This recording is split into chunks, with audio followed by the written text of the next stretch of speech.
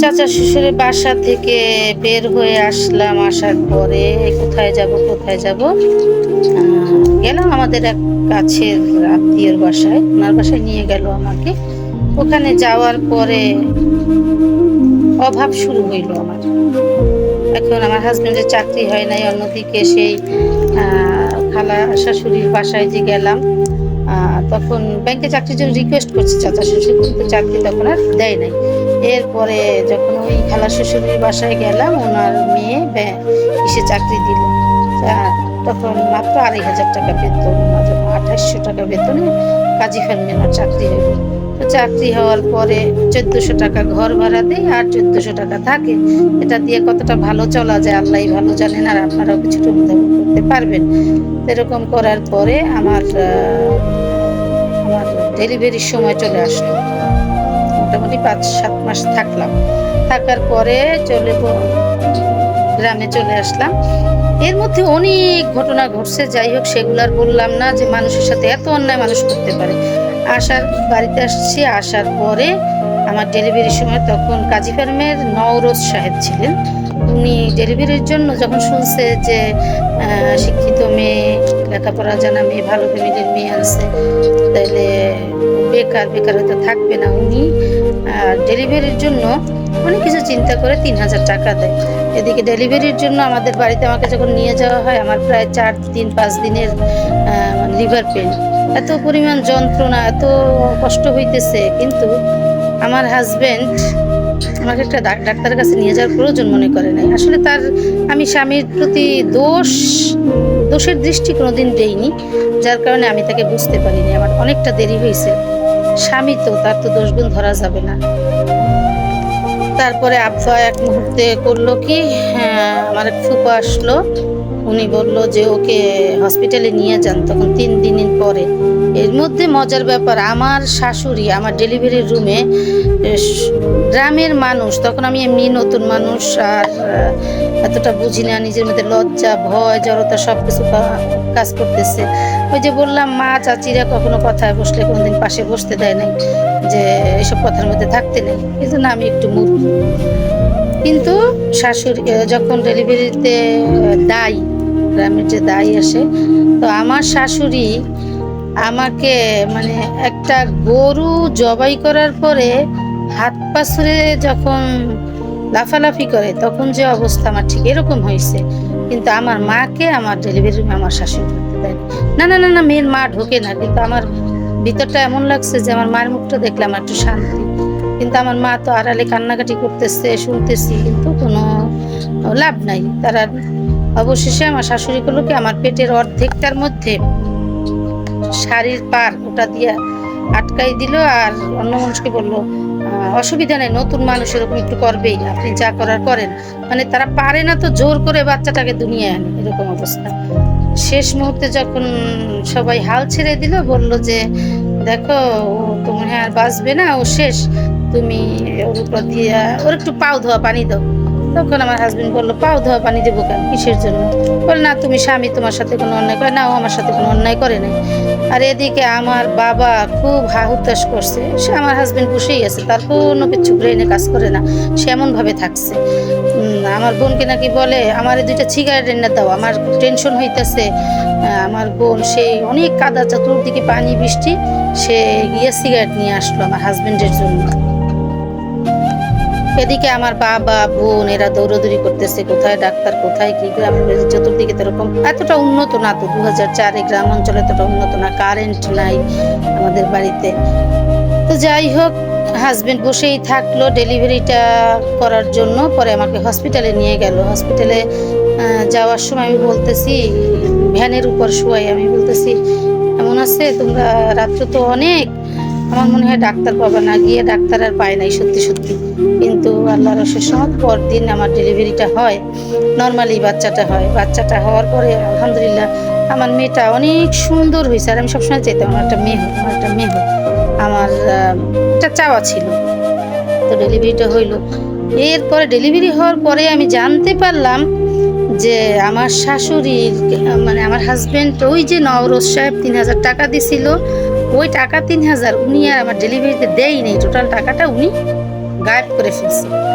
আর আমি জানছি অনেক পরে। এর এরপরে আমার ননদের বাচ্চা হইবে 1 মাস 22 দিন পরে।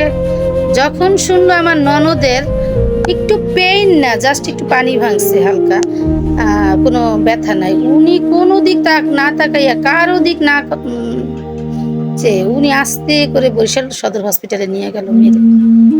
তো সদর হসপিটালে নিয়ে গেল। তো পরবর্তীতে আমার এখন উপলব্ধি হয় যে হায় রে মানুষ, উনি মা, একজন তার মেয়ে, আমি তার ছেলের বউ। আমাকে 5 দিনের প্রসবের যন্ত্রণা সহ্য করতে হয়েছে। তখন শুধু ডেলিভারির সময় বলছি যে আল্লাহ, আমার হাজবেন্ডের টাকা নাই, তুমি আমাকে সিজার দিও না, নরমাল দাও। আমার আল্লাহ আমার কথা রাখছে। কিন্তু উনি কেমন মা, নিজের মেয়ের কষ্ট সহ্য করতে না পেরে তারা হসপিটালে নিয়ে গেল। আরও একটা মেয়ে হইল। শুনেছি মেয়ের সাথে উনি খুব খারাপ আচরণ করছে, কারণ উনি মেয়ে পছন্দ করেন না। তারপরে যখন মেয়েটা আমার একটু ছোট, তখন তাদের বাড়িতে গেলে আমি কখনো একটু ভালো ব্যবহার পেতাম না।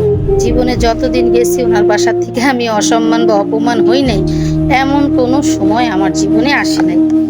তো একটা পর্যায়ে ওনার বাড়িতে খুব একটা যেতাম না, যেতে চাইতাম না। ঢাকায় থাকতাম, ঢাকায় আসছি মেয়েটাকে নিয়ে। আবার চাচা শ্বশুরের কাছে বাড়িতে বসে ফোন দিলাম, কাকা এরকম সে চাকরিটা চলে গেল, সরি কাজী ফার্মের চাকরিটা, ওরা একটা চাকরির ব্যবস্থা করে দেন, চাকরির ব্যবস্থা করে। না না না, চাকরি হবে না। তারপরে এরকম দেখতে দেখতে দেখতে দেখতে আমার মেয়েটার বয়স তখন 1.5 বছর। 1.5 বছরের মধ্যে বাবার বাড়িতে আর ওই কাজী ফার্মে যে জব করতো ওইখান থেকে চলতেছে। চলার পরে হঠাৎ একদিন যে কোনো একটা কেলেঙ্কারিতে আমি মনে করেছি যে আমার হাজবেন্ডের এখানে চাকরি করার আর কোনো রাইট নেই, কারণ তার একটা অন্যায় যেটা আমি দেখলাম। এই আস্তে আস্তে আমি একটু সুস্থতা ধারণ করলাম, যে আর এতটা অসুস্থ ছিলাম যে আমি একটা লাঠি নিয়ে হাঁটতাম। আর সে দেখতাম কাজী ফার্মের ওখানে যেত, কিন্তু সে বিভিন্ন আড্ডার মধ্যে। আর ওইখান থেকে ফিরে আনার জন্য শুরু হয়ে গেল আমার নির্যাতন আমার উপর। এবং নির্যাতনের মূল মাত্রা ছিল আমার শাশুড়ি। উনি যা বলতো তাই বিশ্বাস করতো, যেটা বলতো সেটাই, কোনো যাচাই ছাড়া আমাকে নির্যাতনের মাত্রা বাড়াই দিল। তখন আমি গাজীপুরে ভাড়া ছিলাম। তো একবার করছি কি, উনি এই অত্যাচার অবস্থায় এমনভাবে উনি আমাকে লাথি মারছে কোমরে। বাচ্চাটা হওয়ার 40 দিনের দিন আমি যাই গাজীপুরে। তো উনি আমাকে লাথি মারছে কয়েকটা, চুল ধরে অনেক পরিমাণ মারতো। এত নির্যাতন আমার মনে আছে যে আমি তার পাও দুটো থেকে বলছিলাম আমার জীবনটা ভিক্ষা চাই, আমি চলে যাব, আমি থাকবো না। কিন্তু পরক্ষণে সে যখন সুস্থ হইতো, তার নতুন কৌশল অবলম্বন শুরু করত। তারপর দেখতাম যে প্রায় সময়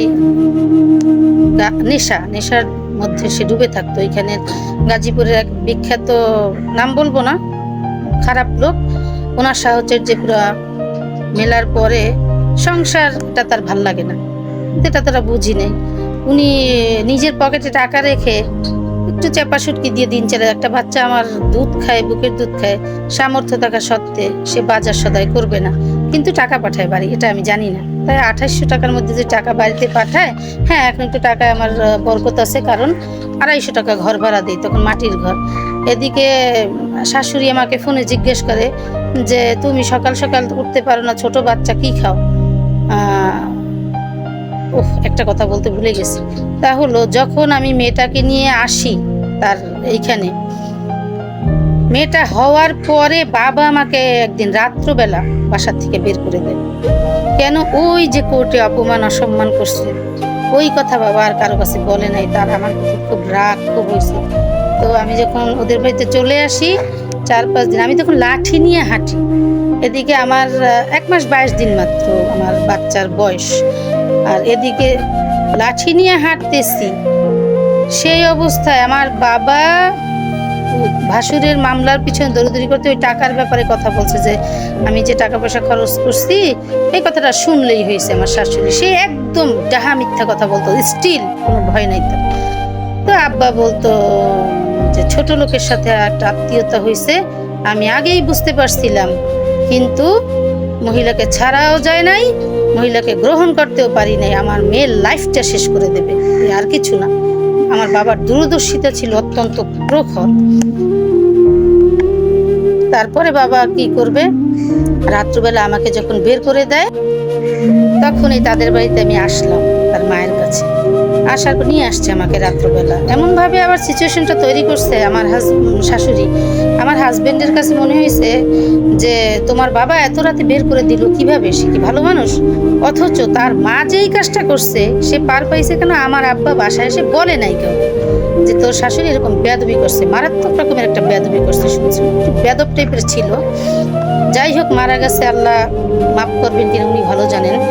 উনি সবসময় লোকের অন্তরালে মানুষকে অসম্মান, অপমান এবং মিথ্যাচার করতেন। পরে আব্বার তো ভিতরে ক্ষোভ যে তোর মতো মেয়েকে আমি মনে করবো তুই মরে গেছো। আব্বা বের করে দিল, এই তাদের বাড়িতে আসলাম। আসার পরে মেয়ে তো 40 দিনের, না সরি, মেয়ে হচ্ছে 34 দিনের। তো তাদের বাড়িতে যখন আসলাম 5 দিন না 6 দিন আমি তাদের বাড়িতে ছিলাম। আমার শাশুড়ি এসে বরিশাল সদরে তার মেয়ের ডেলিভারি ওখানে গেছে।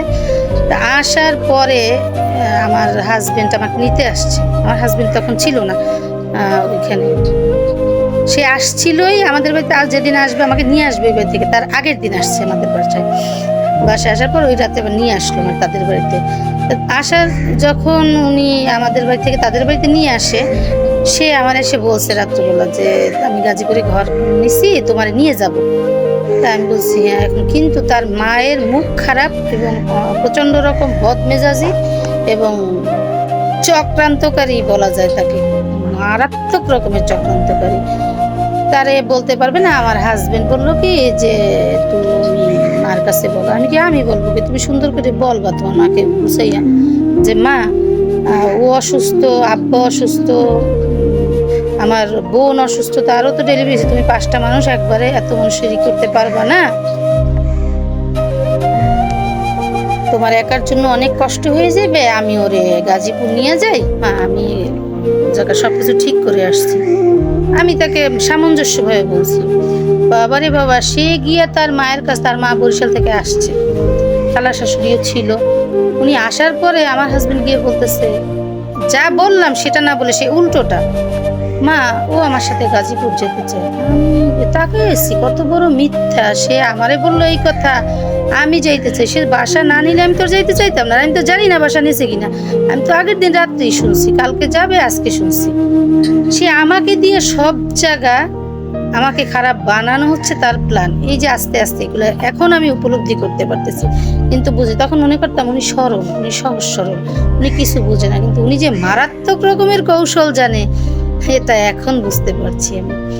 যাই হোক, তারপরে আমি একটু জাস্ট কৌশল অবলম্বন করলাম। কেন?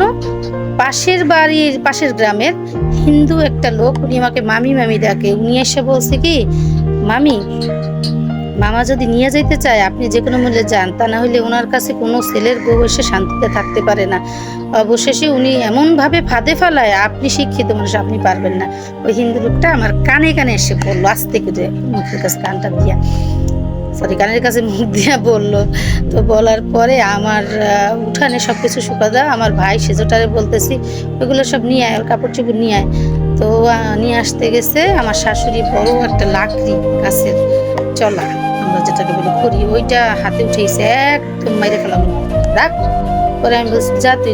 আমি জাস্ট একটু কৌশল অবলম্বন করছি। আমি বলি কি, আপনারে বলছে আমি যাইতে চাই, আর আমারে বলছে কি জানেন, আমি কিন্তু মিথ্যা কথা বলি না, কিন্তু হঠাৎ করে আমার কেন যেন এই কৌশলটা আসছে, ওটা আল্লাহর তরফ থেকে আমি বিশ্বাস করি।